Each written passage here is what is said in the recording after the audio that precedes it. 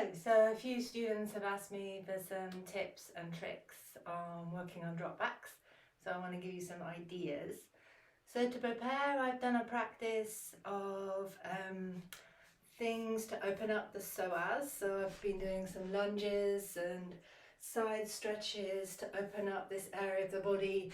I did a lot of movements with the arms to get the arms open. I did some dolphin and some lunges with the arms like this, so opening up the side body, opening up the front of the hips, opening up the arms and the shoulders. That's the focus really. And then there are a few different places you can practice. One is against a wall, so if you're practicing against a wall, you would come about arm's length away from the wall and turn your back, and then do your drop back. I'm going to go over what I do for the drop back afterwards, but for now I just want to show you some different suggestions for where you can be. So I do everything that I would normally do for the drop back, and then take the arms over and come against the wall. So once you're against the wall, you can work on pushing the wall away and lifting the chest, and that will give you the action in the upper back and in the shoulders that you need from drop backs. You can also play around a bit with walking down the wall and walking back up if you want. And then when you come away from the wall, is not to press with the arms, because basically when you're coming up from a drop back, pressing with the arms like this is not going to get you up. So actually keeping the arms straight and rocking is more going to get you up. So it's the action in the hips moving forwards that gets you up from a drop back. So you can practice that here. So arms length away, do whatever you normally do.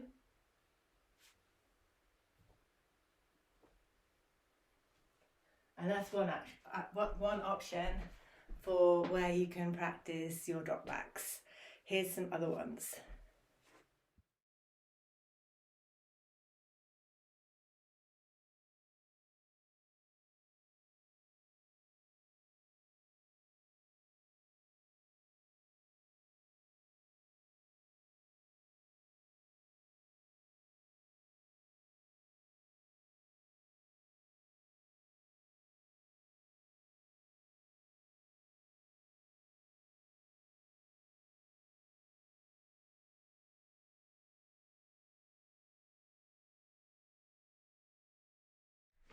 Okay, so that was a couple of suggestions for places you can go to practice your drop backs where it's kind of a bit easier and maybe safer and you can work towards it. So what are the key things?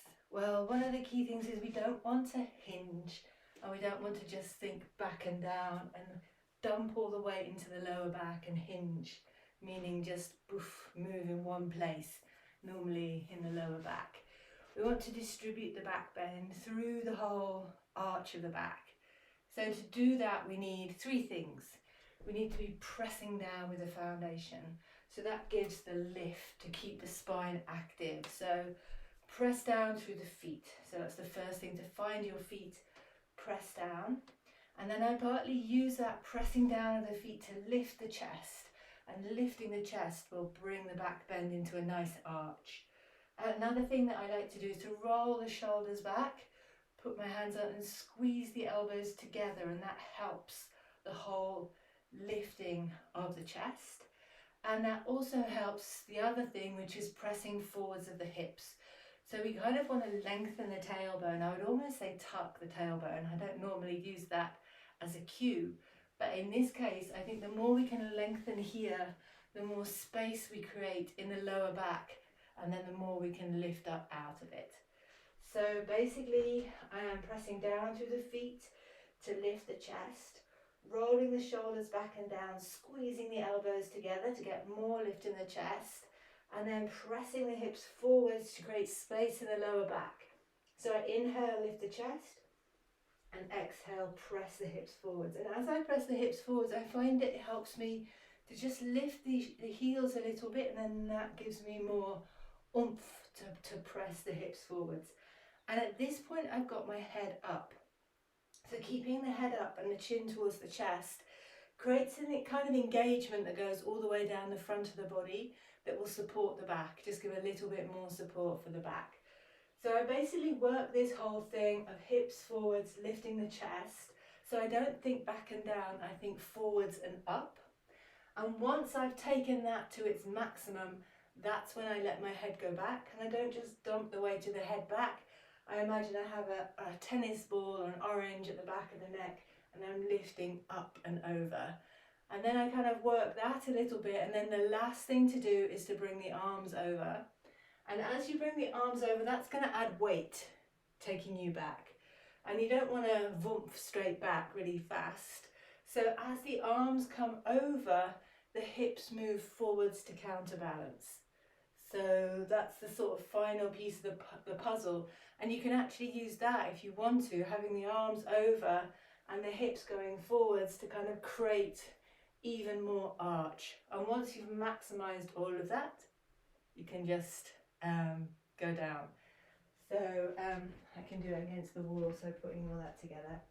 So finding the foundation in the feet, connecting that to the lift in the chest, shoulders back and down, squeeze the elbows together, hips forwards, lifting the chest, maximize that. I'm going to stop talking now, taking the head back.